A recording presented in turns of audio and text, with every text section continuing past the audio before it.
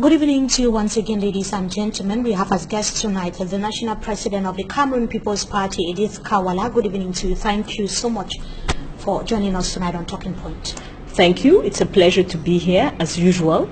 A big hello to all of the people in the southwest and northwest regions that we just left. Our hearts are with you and a lot of courage. You have just said it. You returned from the northwest region. You visited Batibo, Bamenda, the camps that are hosting some displaced persons and other several localities. You even went to the Fons Palace in Bafut to take stock of the situation, the devastating consequences of the Anglophone crisis. Now, you also realize that the doors of many private and public schools are closed. Tell us how you felt when you met these discoveries. Yes, we went up as mothers of the nation. So we were about 30 women that took this trip. And I can tell you that that was one of the most devastating things for us. We have been given the impression in Douala and Yaoundé that for the most part, school is going on okay.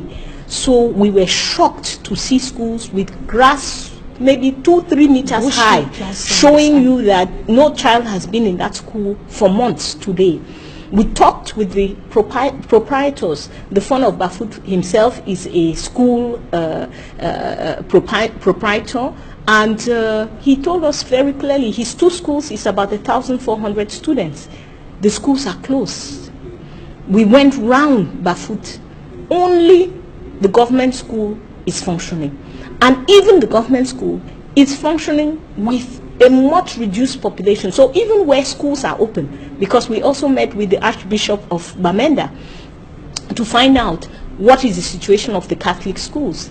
He told us the Catholic Church has decided to keep the schools open, but there are no students. The students are not coming. And he explained that even where the schools are functioning, you take a school like Sacred Heart that had 800 students. They are functioning today with 400. You take schools like Lords that had 700 students. They are functioning today with less than 50%. Even the government schools are functioning with less. And with high heavy military and presence. Yes, very, very heavy military presence around the government schools. The government actually promised to provide security in some of these schools. Do you think that these other schools are not open because there is no adequate security? We cannot take a band-aid to cure cancer. This is impossible. It is impossible for the government to guard every school. It is impossible. The schools will reopen when we have been able to reduce the tension in the region and begin to address the problems of Anglophone rights, Anglophone marginalization that were at the origin of this situation. The schools will reopen when government has released people who were unjustly and unfairly arrested. There has been unfair and unjust arrest of over 1,000 people. It is when you release those people. It is when you show government has said we are in possession of Sisiko, Ayub Tabe, and other leaders of the secessionist movement. The law of Cameroon says when you arrest somebody, immediately they have a right to legal assistance. The fact that these people the government declared months ago that these people are in their position and that they have not been seen, it means that they are followers, and they have followers. We know that. Their followers are going to be agitated and excited until they see their leaders. Why does the government of Cameroon not follow the law of Cameroon? The law has to be respected. Many human rights lawyers have called for that. Yes. Lawyers, common law lawyers, yes, and the national and international community. You visited the camps hosting displaced persons in Batibo, precisely in Ewo. You were equally in Kwen, yes, as we saw in reports on Equinox television just a few hours ago. What was your observation? This, I think, was the most difficult for us that we saw on the field. One is that there are tens of thousands of displaced persons. Those to whom we tried to ask for an estimate, they could not give us an exact estimate, but they felt that there are somewhere between 100,000 to 150,000 people displaced throughout the region. Now, in Ewo, to give you an example, Ewo itself is a village of less than 300 people. Over 700, they have 795 displaced persons that they are hosting. We went to Nkwem. We met one mother, an extraordinary woman. She herself is a widow. She is blind. She has opened up her home. There are over 44 people in her home. And we were told that this is going on all over in Bamenda, that there are many villages hosting displaced people. And many compounds hosting. What are some of the reasons why they actually had to escape? So, because if they are not feeling safe in their homes, it means there's a problem. Yes. What is the cause of? Yes, so these people have left their homes. In every instance, there was an incident by those whom we assume to be the separatists or armed forces, or named armed groups, who either, in the case of Batebo, let me go with that one, there was the kidnapping of the GO and the kidnapping of the delegate. So what happened after that? Now the army came in to these villages, we suppose looking for those who had been kidnapped, but they came in indiscriminately. Every report we had is consistent. The army comes in indiscriminately with extreme force, breaking down doors, beating people with the butts of the gun, burning certain homes, and people are just have to flee. Most of these people you are now seeing in a village or in a home, they have first spent 3, 4, 5 nights in the bush. They don't feel safe in their home. They do not feel safe in their home. Sometimes the people told us that people have even come back, government officials have come back, told them that they should come back to their village, told them that it was safe. They came back. They slept for 1 night, 2 nights. The army came again. So these people are completely traumatized. And what we saw is that the trust between them and the government as a whole is completely broken. They admit that the acts which are committed are horrible. The killing of a gendarme, nobody will agree with that, and some of the gendarmes being killed are from the region itself. They agree that a kidnapping is horrible, but you cannot, for something that was committed by 1 or 2 individuals, come and punish thousands of people and put them in a situation where they have to leave their farms, they have to leave their homes, they have them to unknown localities, and they are fending for themselves. There's no government place that they go to where they will get assistance. Apart from asking the people to return to their homes by government authorities, what has the government been able to do so far? You were on the field, you spoke to them. We spoke even to the governor. What yes. the government has been able to do to take care of them and ensure them of their protection and their security. What has the government been able to do so far? No, the government is telling them. The government is, what we saw is that government is using words where action is needed. Government is telling them you are safe.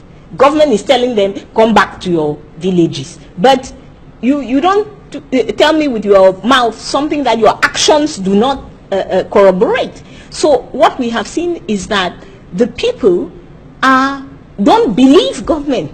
I'm sure sometimes government may have good intentions, but the people no longer believe what the government is saying to them, because it is those government forces which drove them from their village. And when we saw it, when the authorities are talking to the people, they are not dialoguing. They are not listening to the people. They are not, really hearing what the people are saying. And they are giving directives. You don't expect dialogue to come from below when many are expecting dialogue to come from above. We as mothers of the nation, we had a suggestion which we gave to the governor of the Northwest region, is that dialogue can be at several levels. Okay. We don't have to have dialogue only at the national level. At the local level, they can have a practical dialogue. Before the governor bans motorbikes, Why not bring the funds, the church, the associations round the table to say we are considering this kind of action for your protection? Yes, so that they can exchange, and then those people too can tell government, do it this way, do it that way, instead of everything being as if it is an order from above. The population just has to match. It's not going to work. Now, from every indication, the economic impact is enormous. I saw the outing of the Secretary General of the CPP that was actually stating the number of jobs lost so far as a result of the crisis. Teachers that are unable to go to work, businesses that have crumbled, the high rate of unemployment, and what the government has ensured so far, as the crisis is concerned. How has this been able to affect the economy of the region? In the northwest region, what we saw, the economy is catastrophic. We spoke to market traders. They are today, in 1 year, making 5–10% of what they usually used to make. They are unable to meet up with their bills. They are unable to pay their rents. School, I forgot to mention that some parents want to send their children to school. They don't have the school fees to do it. The few schools where that are open, the proprietors told us parents are struggling to be able to pay the fees. So the economic situation is catastrophic, and most importantly, we must realize that what we are doing is creating recruits for those who have decided to take up an armed struggle. Because if you put a young man in a situation, boys were talking to us, I used to have 2 jobs, now I am completely unemployed. The teachers in all of these schools which have been closed are unemployed. So now, if that person stays unemployed for some time, guess what? Somebody is going to recruit him.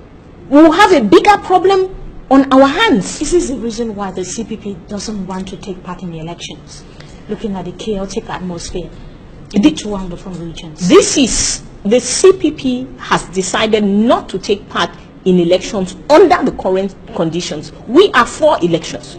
We are for democracy. We believe in good elections that will allow us to have change in this country. Right now, what I have just described to you, what I want to know, with an election about 4 or 5 months away, how are the people in Cameroon going to vote? Those 795 people in Ewo who have left behind their ID cards, their voters cards and so on, how are they going to vote? These hundreds of thousands of displaced, how are they going to vote? The 50,000 in Nigeria, how are they going to vote?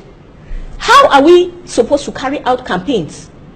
We went to Batable and everybody was shocked that we were able to make it in and out of there safely. Finally, what is the CPP proposing as a solution? How will we do that? For the CPP, the solution is clear. You know that we have talked about political transition from time. This regime is responsible, has been at the heart of this problem, has aggravated the problem, and will continue to aggravate it if we don't bring it to an end. The regime must go, 1. Number 2, we must enter political transition and have this dialogue. The dialogue about what is the nature of our state as Cameroonians. How do we live together as Francophones and Anglophones, as Bamidekes and Bafuchus, and so on and so forth? How do we live together? On the basis of that, we must decide the form of the state. Will we be a federation? How many state federation? And so on. This is what we have to decide together. And then reform our institutions to correspond to that idea. Reform the constitution, reform the judiciary, reform the army. This army is a colonial army. That is what we saw on the field. This army is not designed to protect the citizen. It is the leftover of what the colonizer left. An army that punishes, an army that represses, an army that acts for the interests of those in power, not for the interests of the population. We have to reform it. And for us, it is after reforming that, including our electoral system, that we talk about elections for the new leaders of the country. Thank you so much, Edith Walla, for joining us tonight on Talking Point. Thank you. Thank you so much. We hope to have you some other time again. Always a pleasure. That is Edith Walla, returning from Bamenda, northwest region of the country, where she actually visited Batibo and other camps hosting displaced persons as far as the Anglophone crisis is concerned, joining us tonight on Talking Point. They're bringing us to the end of this edition.